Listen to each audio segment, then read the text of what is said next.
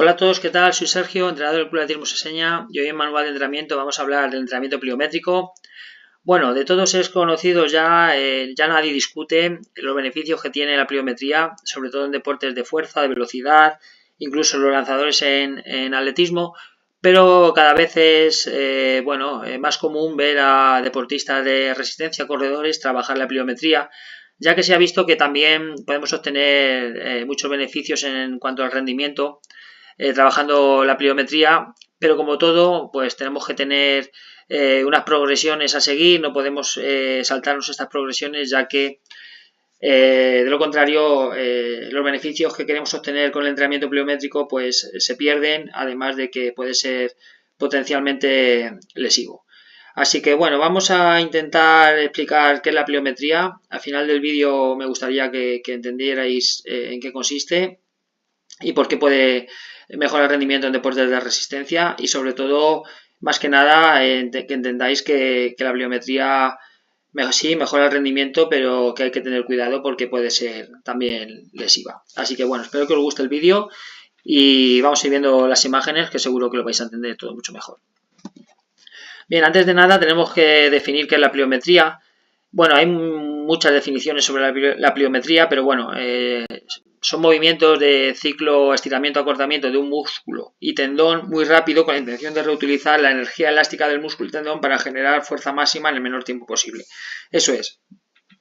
Al final, el músculo y el tendón, tras un salto o en el apoyo durante el primer apoyo durante la carrera, almacenan energía elástica. En el momento en el que el músculo en el primer apoyo de una carrera o en un salto, el músculo y el tendón se estiran. Durante ese estiramiento se almacena una energía, que es lo que se llama energía elástica, y cuando aplicamos fuerza para seguir corriendo o seguir saltando, esa energía elástica que se ha quedado almacenada en el momento que aplicamos fuerza se libera, de manera que el siguiente salto o la velocidad en carrera aumente. Digamos que aumenta nuestra fuerza en nuestro siguiente apoyo o en el siguiente salto.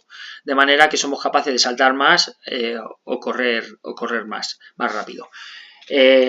Todo esto se llama, lo vais a encontrar en la literatura científica como CEA, ciclo, estiramiento, acortamiento, y como digo, no es otra cosa que durante el apoyo el ciclo de estiramiento es que se estira el tendón y el músculo almacenando esta energía, y en el momento en el que aplicamos fuerza el músculo y el tendón se acortan, el músculo se contrae y libera esta energía que es una energía elástica, que es una energía que digo que es gratis y que por tanto puede ayudar a mejorar el rendimiento tanto para correr más rápido como saltar más lejos.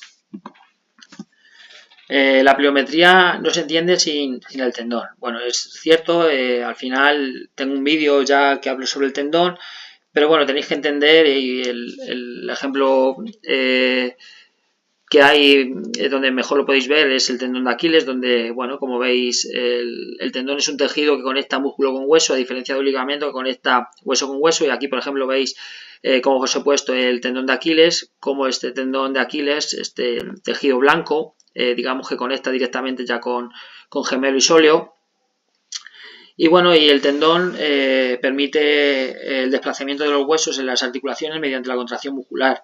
Y luego, como os he comentado en anteriores vídeos que habéis visto, pues es muy importante en el rendimiento, ya que el tendón tiene la capacidad de devolvernos fuerza que aplicamos aumentada, lo que llamamos fuerza gratis.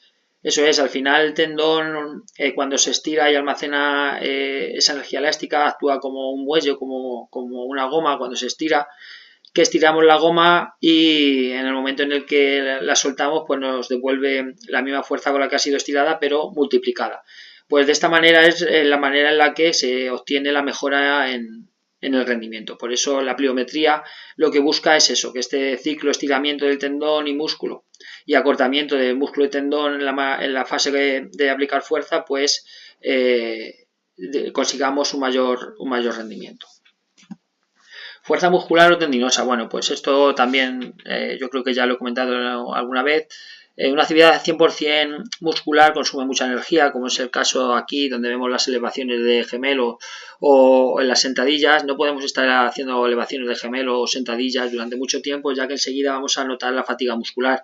Sin embargo, cuando es una actividad musculotendinosa donde entra en juego el tendón, vemos aquí los saltos a pie junto de los masáis o los saltos a la comba, vamos a ver que podemos estar saltando durante mucho tiempo, al igual que la carrera, y es porque nos beneficiamos de esa inercia, la inercia del impacto, de la inercia de la carrera o del salto cuando caemos, donde lo que hace es estirar el tendón y el músculo para almacenar esta energía elástica que luego nos la devuelve en el siguiente salto, en la siguiente zancada, en el siguiente apoyo cuando corremos. De esta manera, como digo, mejoramos el rendimiento de una manera sin gastar tanta energía. Si todo el movimiento que hiciéramos fuera muscular, necesitaríamos consumir mucha energía.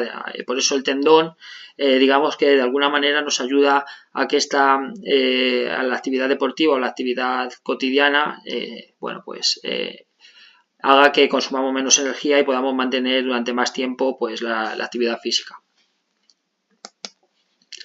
Bueno, para entender la pliometría tenemos que entender cómo funciona la musculatura y el tendón.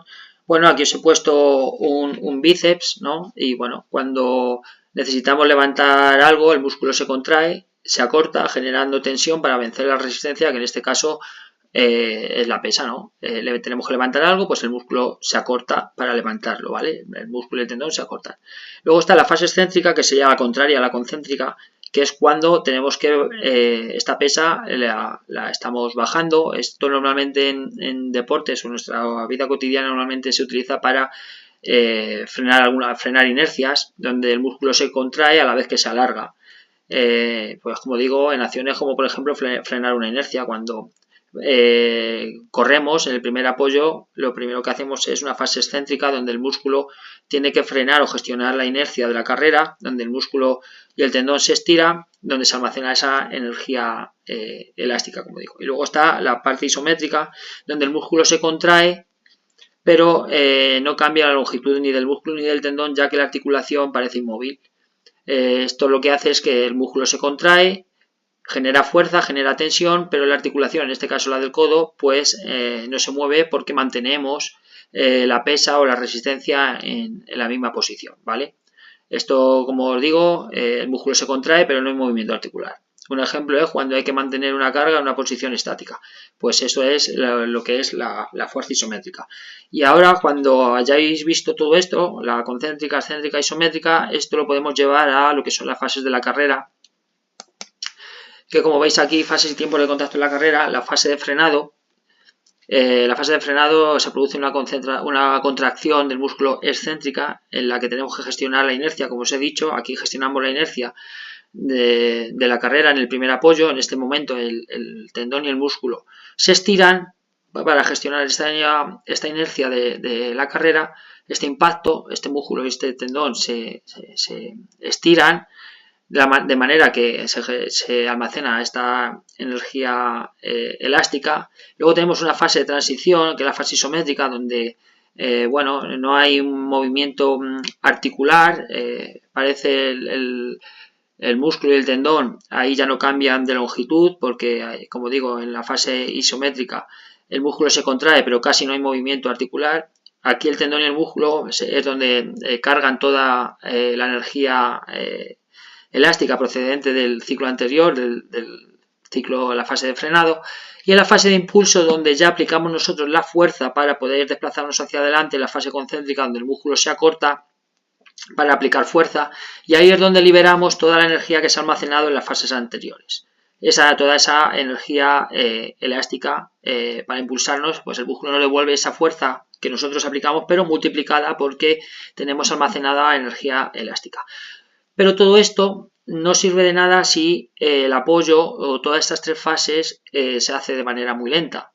Por ejemplo, andando no podemos utilizar este ciclo estiramiento-acortamiento porque los tiempos de contacto son muy altos. Esto se tiene que hacer a la máxima velocidad posible, ya que, como veis, el tiempo que el pie está en contacto en el suelo al correr, el tiempo de contacto suele estar entre 200 y 300 milisegundos para corredores populares. O sea, fijaros, por debajo de un segundo.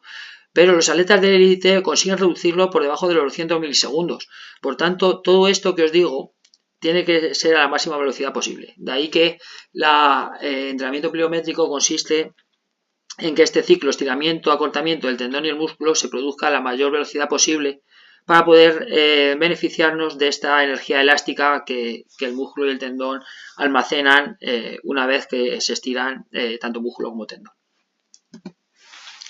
Bueno, aquí esto es un poco más técnico, pero bueno, me gustaría que ya que estéis viendo el vídeo que os centráis un poco, porque aquí vais a entender un poco mejor cómo funciona la pliometría y sobre todo el riesgo que podemos tener de lesión si no llevamos unas progresiones adecuadas. Digamos que bueno, el músculo actúa, o el sistema nervioso central. Bueno, tenemos, digamos, que el reflejo miotático y el reflejo de Golgi. Bueno, ante el reflejo miotático, cuando hay un estiramiento brusco del músculo, este entra en modo alerta ante el riesgo de lesión. Digamos que dentro del músculo tenemos como unos pequeños detectores que se llaman los usos musculares, que son los que digamos, alertan del estiramiento muscular y, bueno, manda el sistema nervioso, manda una señal para que haya una contracción muscular fuerte y rápida a modo de protección, pero que ayuda a tener un movimiento también más rápido y explosivo. Es por lo que, digamos, mejoramos con la pliometría, porque de alguna manera lo que hace este reflejo miotático es que ante el riesgo de lesión, de romperse el músculo, lo que hace es que se contrae de manera muy fuerte y muy rápida para salir del paso enseguida.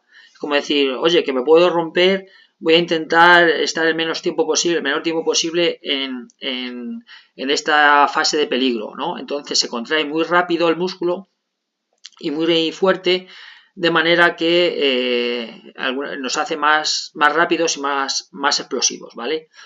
Y luego, por otro lado, tenemos el reflejo de Golgi, que digamos que actúa de manera contraria, ¿vale? Aumenta ante un estiramiento cuando es brusco del tendón, digamos que el reflejo miotático lo que digamos nos avisa es de un estiramiento brusco del músculo. Y el reflejo de Golgi nos avisa sobre un estiramiento brusco del tendón. Cuando este entra en modo alerta, ante la posibilidad de romperse, pues bueno, el sistema nervioso ordena que la contracción del músculo no sea tan fuerte para evitar la lesión. Digamos que el reflejo miotático es como el acelerador y el reflejo de Golgi es como el freno. Cuando mantenemos o hacemos pliometría con la progresión adecuada, pues nos vamos a ir adaptando poco a poco y vamos a activar este reflejo miotático.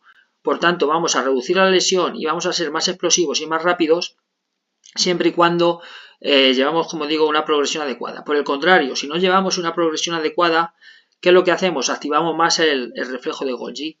Por tanto, no hay una mejora muscular porque ante la posibilidad de romperse, lo que hace es quitarle tensión al músculo para no romperse. Entonces, la pliometría es muy interesante siempre y cuando se respete la progresión para poder trabajar en esta zona y menos en esta. Al final, como todo, los dos reflejos, tanto el reflejo miotático como el reflejo de Golgi, trabajan de una manera sincronizada. Al final, cuando uno trabaja, pues el otro, digamos, se inhibe y al revés. Es una manera un poco simplista de explicar esto, pero es que es muy complejo, ¿vale? Tenéis que entender que el reflejo miotático, digamos que ante una señal de peligro, se contrae muy rápido para salir del paso. Y el reflejo de Golgi, ante un estiramiento muy brusco del tendón, el sistema nervioso lo que hace es dar una señal para que el músculo no se contraiga tan rápido para no lesionarnos. Si llevamos una progresión adecuada, vamos a activar este. Si por el contrario no llevamos una progresión adecuada en cuanto a entrenamiento pliométrico, haciendo saltos mucho más altos de lo que toca y sin estar preparados, vamos a activar este, el reflejo de Golgi, donde no vamos a mejorar la explosividad ni la capacidad de aplicar fuerza rápida. y además que podemos lesionarnos, porque llega un momento en el que el reflejo de Golgi, si no digamos,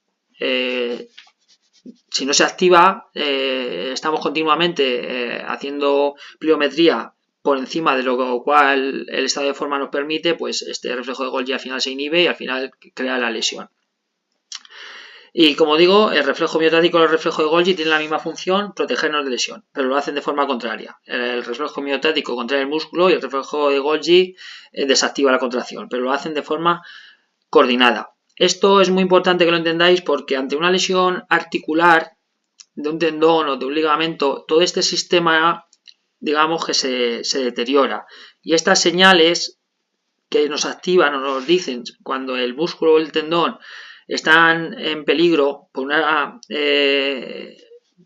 estiramiento muy brusco, digamos que se pierde, ¿no? O no se hace de manera adecuada. Y eso hace que la recaída de la lesión sea mayor. Por tanto, como digo, hay que tener mucho cuidado con el entrenamiento pliométrico, que es verdad que obtiene muchos beneficios, pero como aquí veis, y como todo, pues tiene su manera de hacerlo y donde hay que tener una progresión adecuada. ¿Puede el entrenamiento pliométrico mejorar el rendimiento en atletas de resistencia? Bueno, los velocistas, los atletas de potencia suelen utilizar los ejercicios pliométricos para desarrollar sus fibras musculares de contracción rápida, mejorar su velocidad y agilidad. Sin embargo, estas ventajas también se pueden transferir a los deportes de resistencia. Bueno, la mayoría de la gente se piensa que la pliometría simplemente es dar saltos, pero también hay un componente bastante alto de estabilidad, ¿vale? Y cuando trabajamos la pliometría, pues nos ayuda un poco también a mejorar el control a altas velocidades y sobre todo la estabilidad articular. Por tanto, la pliometría nos puede ayudar no solo a mejorar el rendimiento, sino también la estabilidad y, como os he comentado anteriormente, el riesgo de lesión. Eficiencia energética. Bueno, pues esto es clave. El entrenamiento pliométrico al final lo que busca en deportes de resistencia es esto, ser más eficientes energéticamente, consumir menos energía en nuestro deporte, ¿vale? Y bueno, al final uno de los factores que más nos afectan en una carrera es la reactividad del tobillo. Un tobillo reactivo hace que seamos más eficientes corriendo, ¿vale? Y bueno, al final pasar el menor tiempo posible en contacto con el suelo hace que seamos más reactivos y que consumamos menos energía. De hecho, cuanto más se reduce la fase de frenado en un corredor, pues mayor es el rendimiento. De hecho, si tuviéramos que analizar varios vídeos de corredores, notaríamos que los mejores corredores, los más rápidos, los más eficientes, son los que pasan menos tiempo en contacto con el suelo. Están utilizando una energía que es más energía elástica y menos muscular, por tanto, con estos ejercicios pliométricos se entrenan pues para reducir ese tiempo de contacto, ese CEA, ese ciclo estiramiento-acortamiento. Y bueno, al final el contacto con el suelo tiene que ser lo más rápido posible. Fuerza y prevención de lesiones. Bien, pues los ejercicios pliométricos hacen que las fibras musculares sean más fuertes y eficaces al aprovechar la energía que almacenan al estirarse rápidamente y contraerse después. Esto es lo que os he comentado anteriormente. En el entrenamiento pliométrico también aprendemos a gestionar mejor el impacto en carrera, lo que ayuda mucho a prevenir lesiones y reducir la fatiga. Al final, el rendimiento de un fondista tiene mucho que ver con la gestión que tengamos con el impacto. Al final, son muchos los impactos que tenemos con el suelo en cada apoyo y la manera que tengamos de gestionar estos impactos nos va a ayudar sin duda a prevenir lesiones y a mejorar el rendimiento. Coordinación, pues también. Al final esto se tiene que hacer de manera muy rápida, este CEA, este ciclo acortamiento-estiramiento, y nos va a ayudar sobre todo a mejorar, ser más eficientes, aprovechar el tiempo de contacto, que muchas veces es mínimo, y hay veces que, por ejemplo, como en las carreras de montaña, pues tenemos que aplicar fuerza el menor tiempo posible y muchas veces no es en una base estable. Aquí apoyamos en las carreras de montaña sobre cualquier superficie que puede ser inestable y también tenemos que tener la capacidad de aplicar fuerza. Esto sin duda mejora la economía de carrera. Contras y factores a tener en cuenta con el entrenamiento pliométrico. Pues aplicar todo el año pliometría sin respetar las progresiones ni el estado del sistema músculo-tendón termina sobrecargando las estructuras que deberían protegerse, que son los tendones. Esto es lo que os he comentado anteriormente. Si no se aplica la progresión, pues esta pliometría no solamente no vamos a obtener los beneficios, sino que además vamos a tener lesiones en los tendones, con lo que eso conlleva.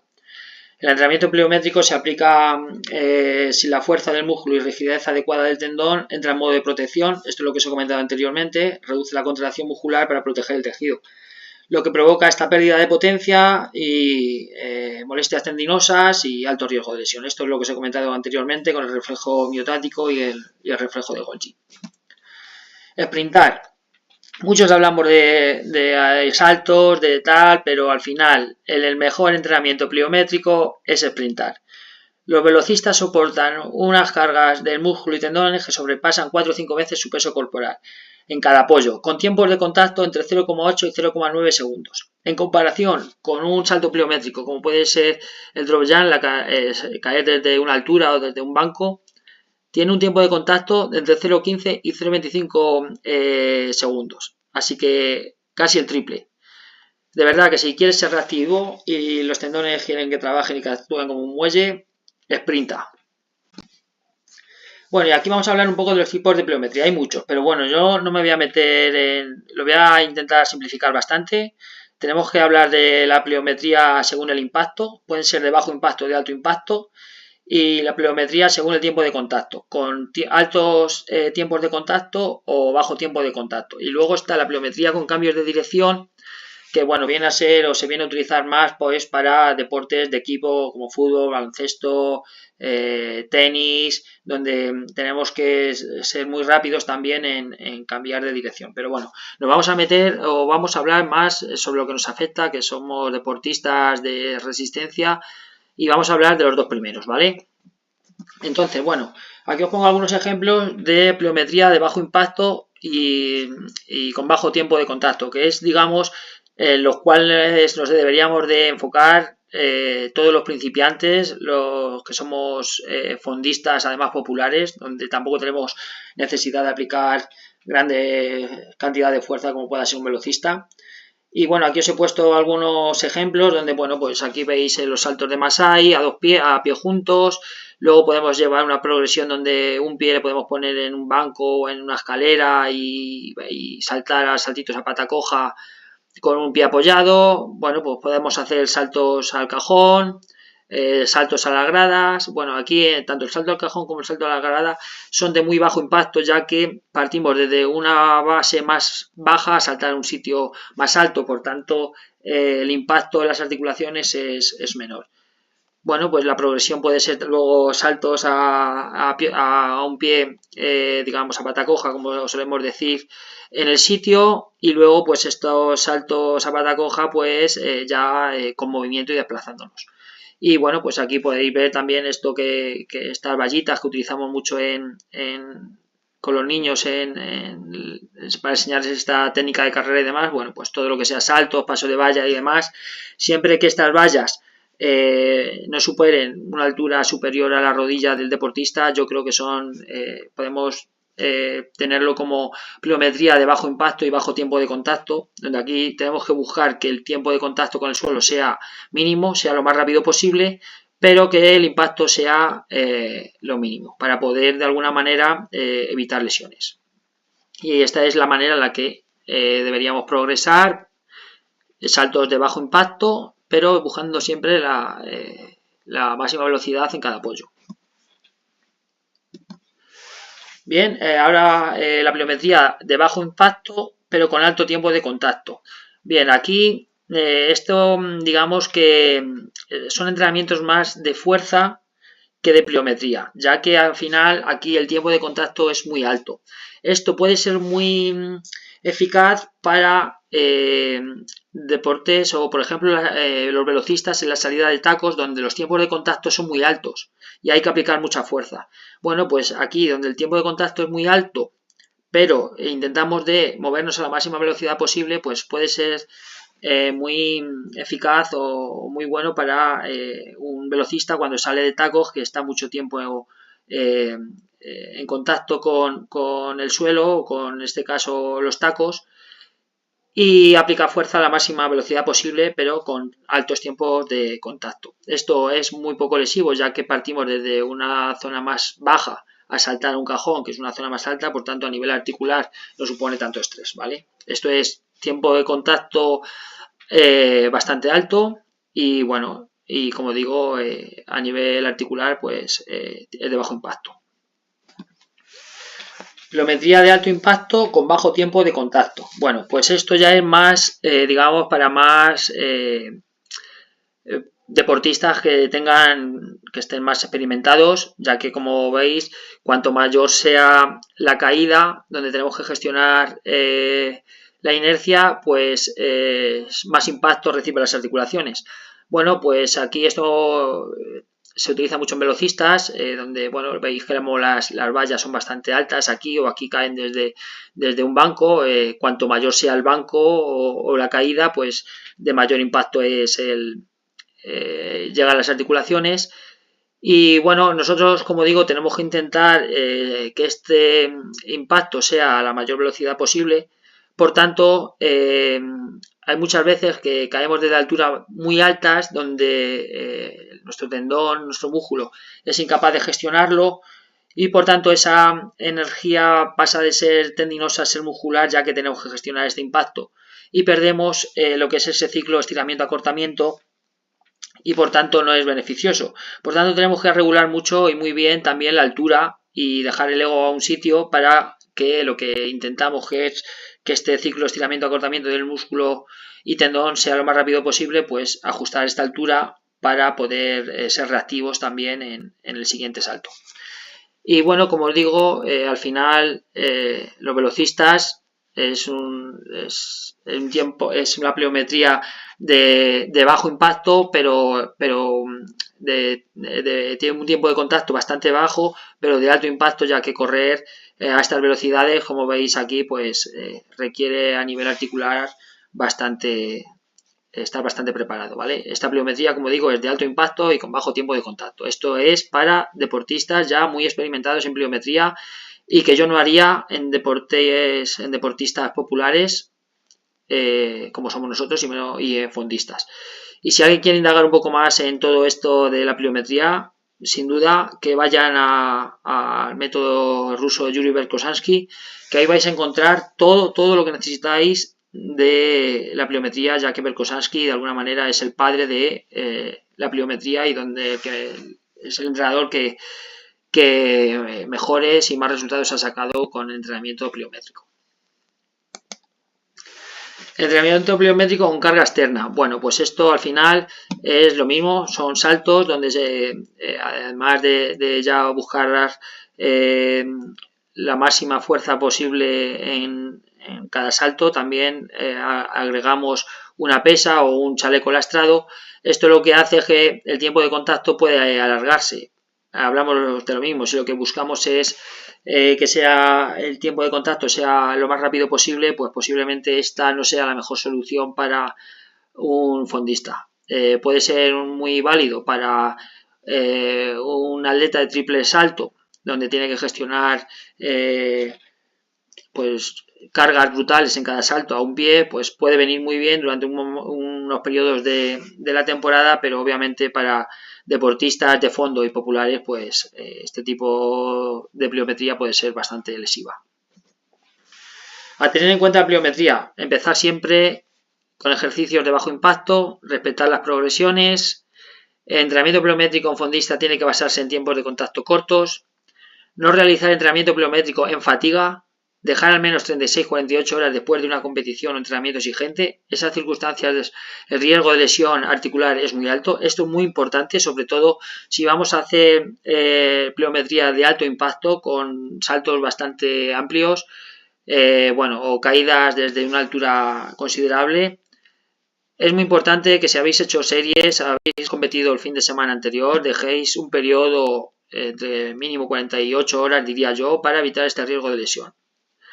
El entrenamiento pliométrico es un entrenamiento de velocidad, por lo que el volumen debe ser bajo, con ejercicios que no deberían pasar los 15 segundos y con recuperaciones amplias y completas. Eso es, cada ejercicio que hagamos de pliometría no debe superar aproximadamente los 15 segundos y una vez que recuperemos, que hagamos este ejercicio de pliometría en 15 segundos, la recuperación debe ser completa.